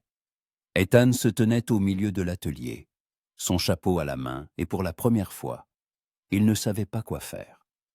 D'habitude, il avait toujours un plan, même simple. Entrer, parler, sortir. Mais là, il se tenait devant Belle, et tous les mots qu'il avait préparés pendant le trajet avaient disparu. Elle le regardait en souriant. Pas un grand sourire forcé, juste un sourire doux, chaleureux. Et cela suffit à calmer les battements de son cœur.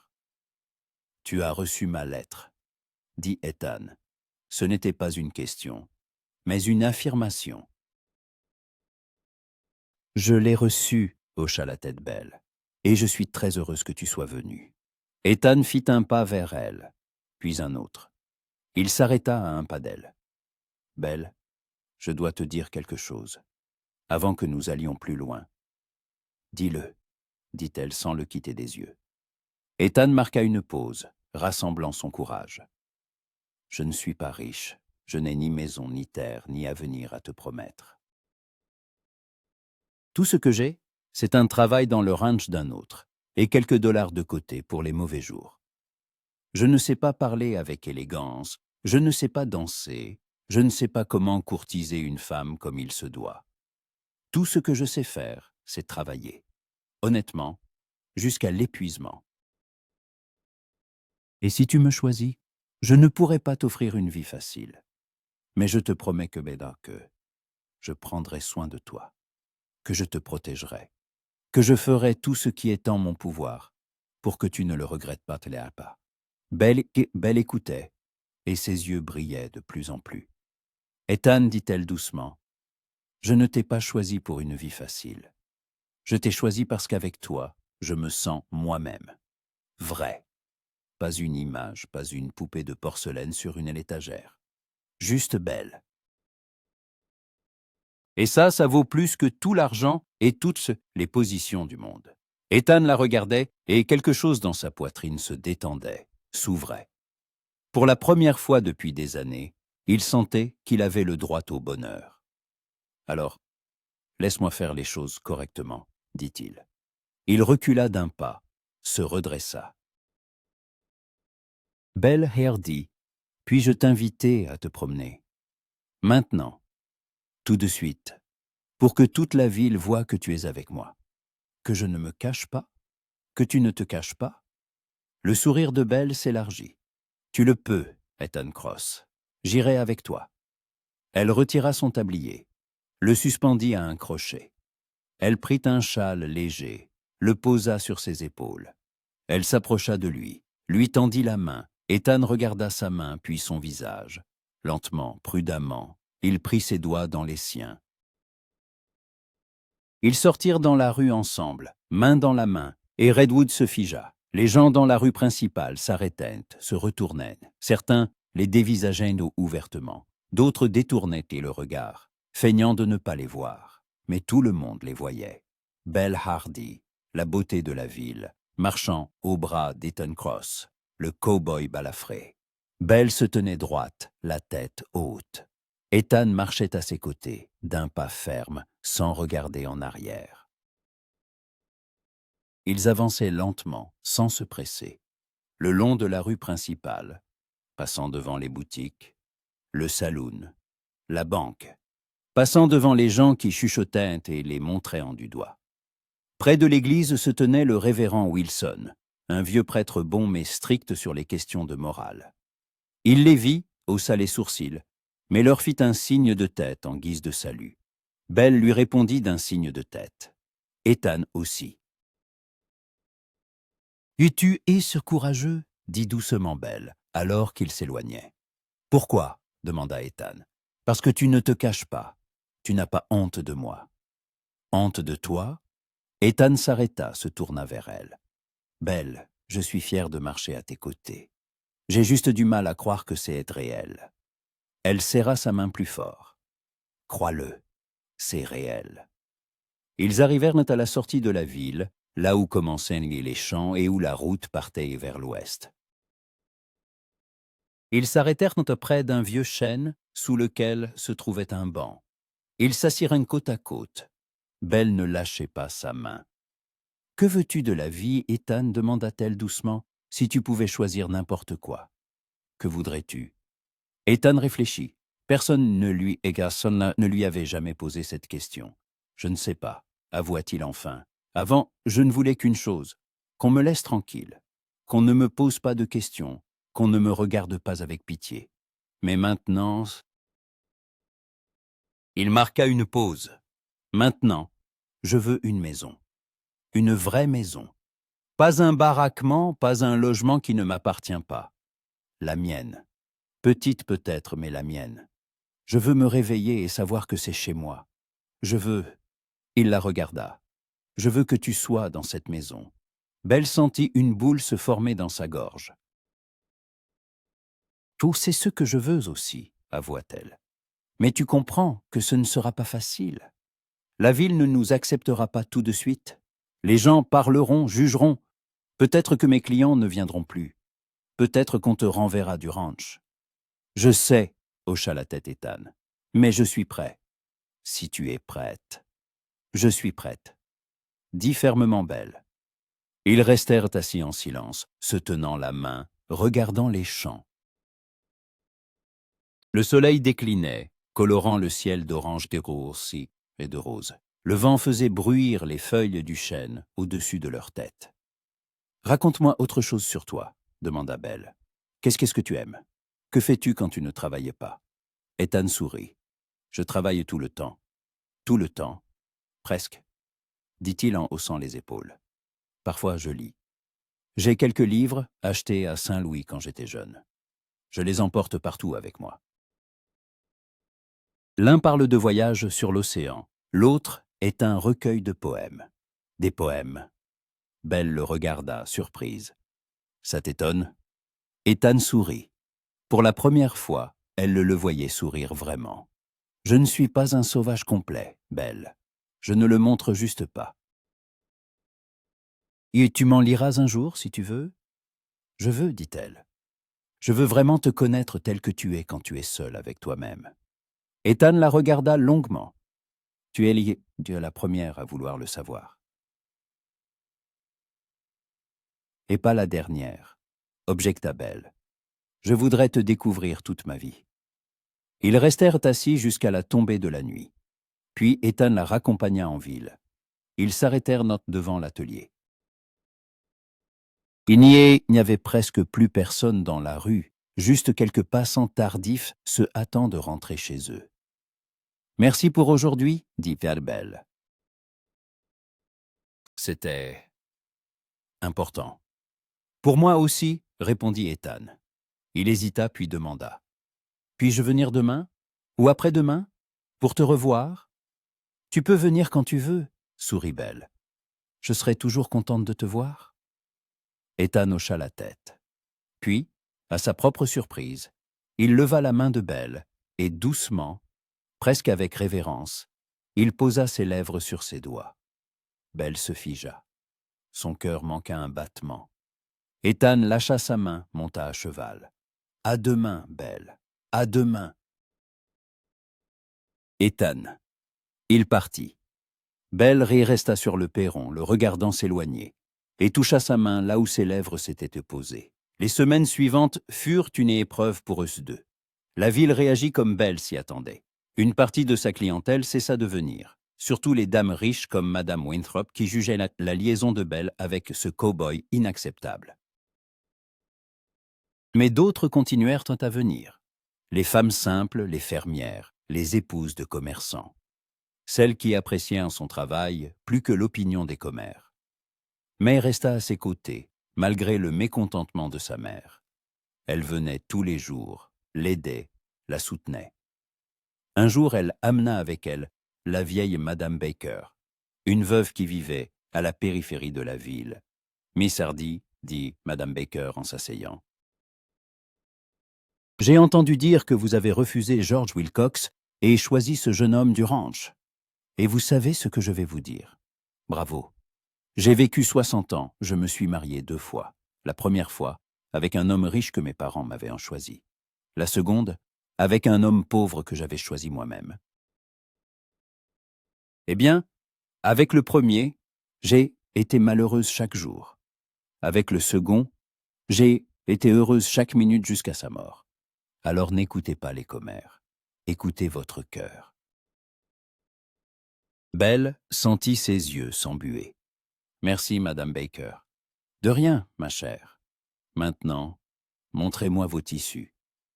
Il me faut une nouvelle robe pour Noël. » Au ranch, les choses étaient plus compliquées. Les ouvriers continuaient de se moquer d'Ethan dans son dos, bien que moins ouvertement depuis l'incident avec Bill. Mais le vieux Thompson convoqua de nouveau Ethan. « J'ai entendu dire que tu vas en ville tous les jours maintenant, dit-il. »« Pas tous les jours, objecta Ethan. Un jour sur 2. Et seulement après le travail. Les gens disent que tu es avec cette couturière. Sérieusement, sérieusement, monsieur ?» Thompson se tut, fumant sa pipe. « Tu comptes au moins l'épouser ?» Ethan marqua une pause. « Si elle accepte, oui. » Thompson sourit. « Eh bien, alors il te faudra de l'argent. Une femme, une maison, une exploitation, ça coûte cher. Je vais t'augmenter. Pas beaucoup, mais c'est toujours ça. Et si tu décides de partir pour te mettre à ton compte, je t'aiderai. Je te donnerai des recommandations. Je te prêterai de l'argent pour commencer. » Ethan n'en croyait pas ses oreilles. « Monsieur, je ne sais pas quoi dire. »« Dis merci et travaille encore mieux, » grogna Thompson. « J'ai besoin de gens fiables. Et tu es fiable, Ethan, et si cette fille te rend plus heureux, c'est qu'elle en vaut la peine. Prends soin d'elle. » « Je le ferai, monsieur. » Promis. Les semaines passèrent. Octobre laissa place à novembre. L'air se rafraîchit, les jours raccourcirent. Ethan venait en ville 3 ou 4 fois par semaine. Parfois, il se promenait simplement.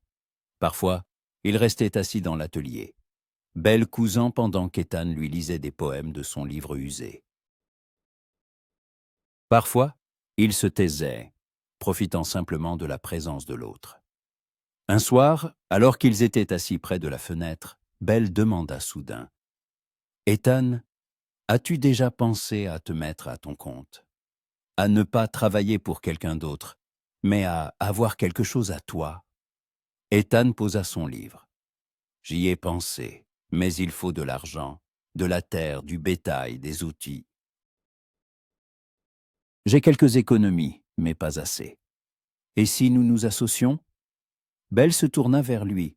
« J'ai de l'argent de côté grâce à l'atelier, pas énormément, mais assez pour commencer. Nous pourrions acheter un petit lopin de terre, construire une maison, tu pourrais t'occuper de la ferme, et moi, je continuerai à coudre.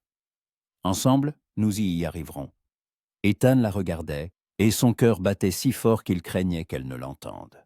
« Belle, tu es sérieuse ?» « Et tout à fait, » hocha-t-elle la tête. « Je ne veux pas attendre, Essen. Je ne veux pas passer des années à prouver à la ville que nous avons raison. Je veux commencer à vivre. Avec toi. Tout de suite. » Ethan se leva, s'approcha d'elle. Il s'agenouilla devant sa chaise.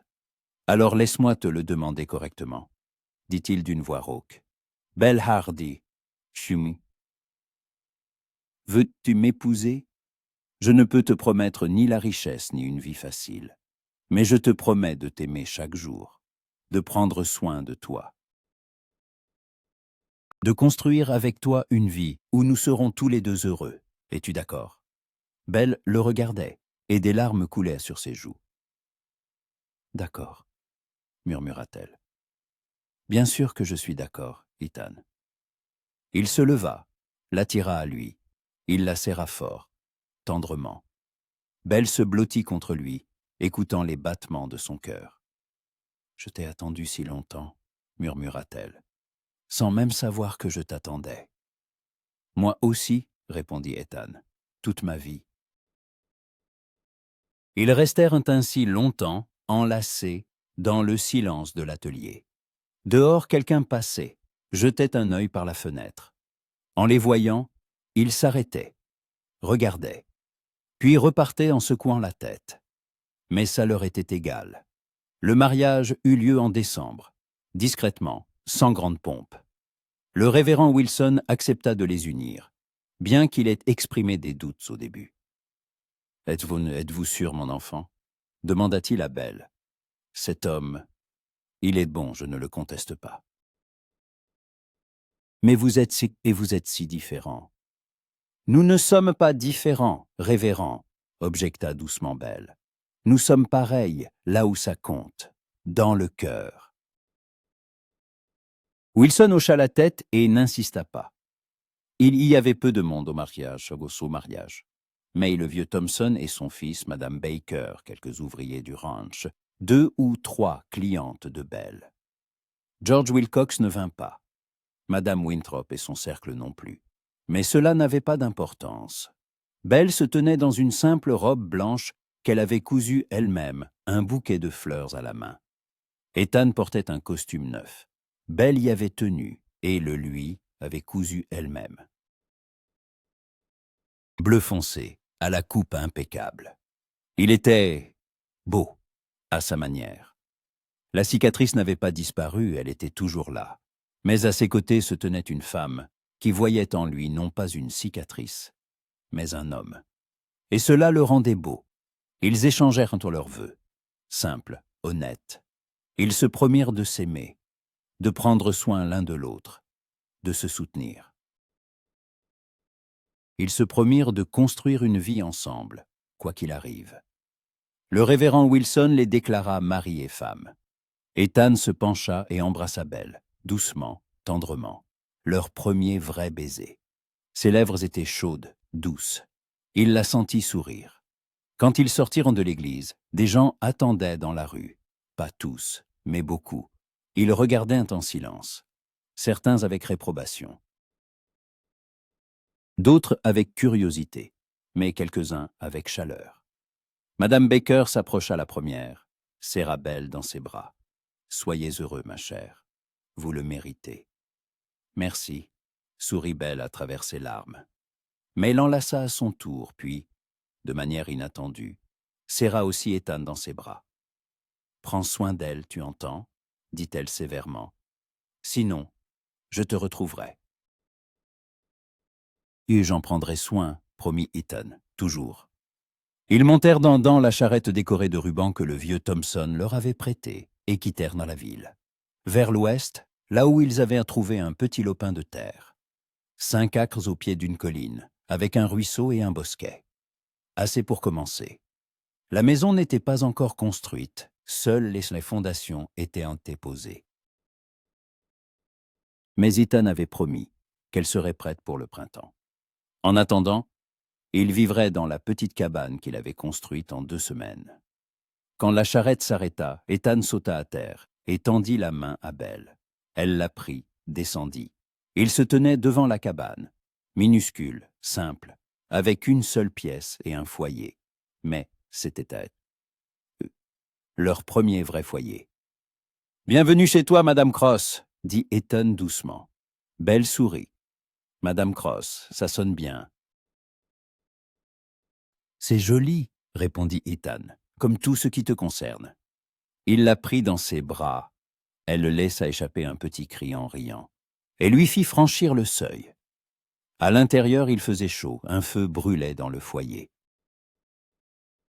Sur la table, un repas simple qu'ils avaient préparé la veille. Sur le lit, une couverture cousue par Belle. Ethan la posa à terre, mais ne la lâcha pas. Il la tenait par la taille, la regardant dans les yeux. « Je n'arrive toujours pas à croire que c'est vrai, » avoua-t-il. « Que tu es là, que tu es ma femme. » « Crois-le, dit Belle, en posant ses mains sur sa poitrine, sentant les battements de son cœur. « C'est vrai, Ethan, nous sommes réels. Notre amour est réel.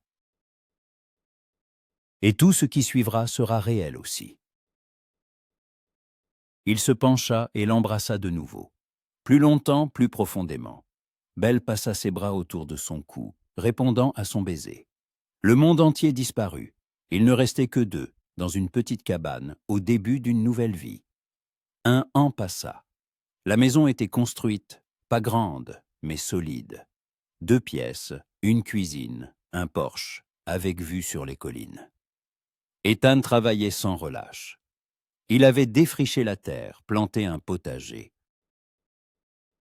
acheté 3 vaches et une dizaine de poules. Belle continuait de coudre. Mais maintenant, ses clientes venaient à elle. Celles qui voulaient un travail de qualité et n'avaient pas peur de sortir de la ville. La ville s'était peu à peu résignée. Tous n'acceptaient pas leur choix, mais beaucoup avaient cessé de les juger. George Wilcox avait épousé la fille du propriétaire de la scierie. Belle, riche, convenable. Belle lui souhaita d'être heureux et le fit sincèrement. En mars, Belle réalisa qu'elle était enceinte. Elle le dit à Ethan un soir, alors qu'ils étaient assis sur le porche, regardant le coucher du soleil. « Nous allons avoir un enfant, » murmura-t-elle. Ethan se figea. Puis il se tourna vers elle, et elle vit des larmes dans ses yeux. Vraiment, vraiment. Il l'attira à lui, la serra si fort qu'elle pouvait à peine respirer. Mais elle ne protesta pas. Elle se blottit simplement contre lui, l'écoutant murmurer dans ses cheveux. « Merci, merci, merci. » Une petite fille naquit, avec une tignasse de cheveux sombres et les yeux gris-bleu de sa mère.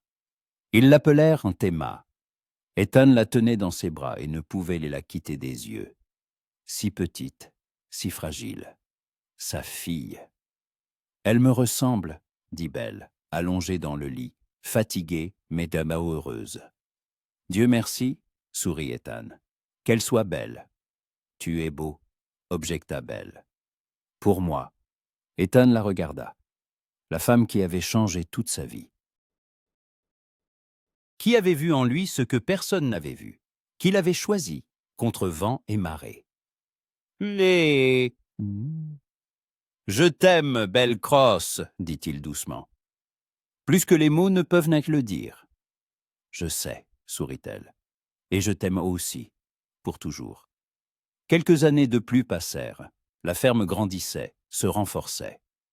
Ethan acheta plus de bétail, construisit une nouvelle grange. Belle ouvrit une petite boutique dans sa maison. Elle prenait des commandes, cousait, enseignait à d'autres femmes. Des clients venaient même des villes voisines. Emma grandissait, joyeuse, intelligente, curieuse. Un fils naquit après elle, Thomas, nommé en l'honneur du vieux Thompson qui avait aidé Ethan à ses débuts. La ville ne chuchotait plus. Ethan et Belle Cross étaient simplement devenus une famille comme les autres. Peut-être inhabituelle au début, mais ordinaire maintenant. Les gens les saluaient quand ils les croisaient. Les enfants d'Emma jouaient avec ceux de la ville. Belle était de nouveau amie avec celle qui s'était autrefois détournée. Un soir, alors que les enfants dormaient, Ethan et Belle étaient assis sur le porche. Il la tenait dans ses bras. Elle était appuyée contre son épaule.